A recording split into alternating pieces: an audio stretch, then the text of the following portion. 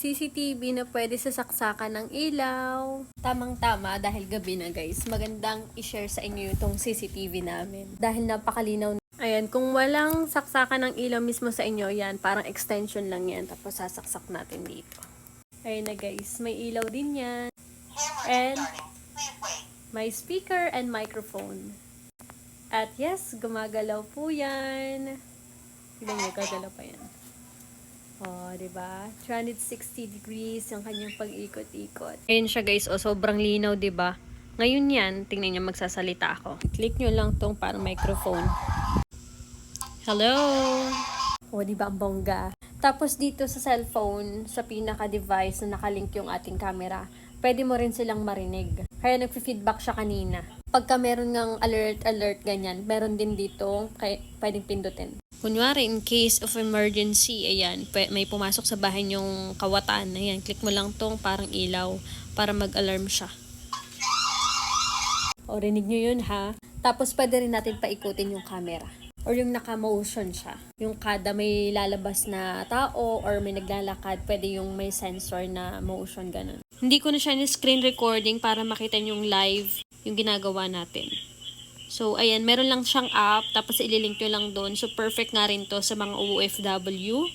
Pag busy yung mga family nyo sa Pinas, ayan, pwede nyo silang kausapin dito. Maririnig nyo rin sila, pag nagsalita sila sa'yo, nag-response sila sa'yo, maririnig mo agad-agad kahit hindi nila sagutin yung tawag mo. So, you can see, ayan, meron din siyang time, date. At, ayan, papatay natin yung ilaw natin dito. Ayan, tapos i-open natin yung light ng CCTV. So, open ko na siya, yung ilaw, para pag pinatay ko yung pinaka-ilaw natin is, ayun, may ilaw na siya, diba? Liwanag din yan. Oh, yan, diba? As you can see, madilim. Pero tignan nyo sa camera. O, diba? Oh, diba? Mas malinaw pa yung CCTV kaysa sa cellphone ko. Go! Eto naman guys, yung paikutin natin yung camera. Ayan. Hindi pa siya naka-automatic na motion, yung sensor. Pero ay makita nyo ko dyan. Ayan, as you can see. Ayan. O, diba? Perfect! Tapos, para mag-automatic na nasunod siya, may sensor siya. Ayan. Click nyo lang tong motion track. And then, ayan, on. Yan. Dalawang camera, yung isa nakafocus, yung isa, yung nasa baba yung naikot. Ayan, lalakad tayo.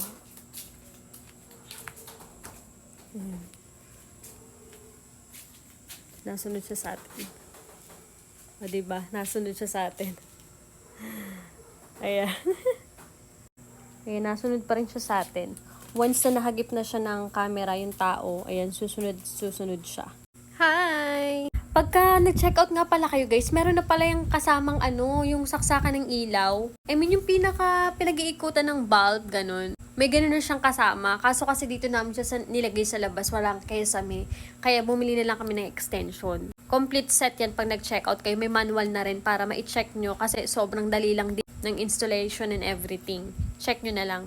Mag-checkout na kayo, go. Kada may bisita kami, laging bidang-bida yung CCTV na yan. Kaya ang dami ko na rin naibenta niyan, be. Ikaw na lang ang hindi pa nakakabili. Napakamura lang din yan. So far, easy ikabit at i-install sa phone mo. I-click mo na yung basket dyan at mag-checkout ka na rin.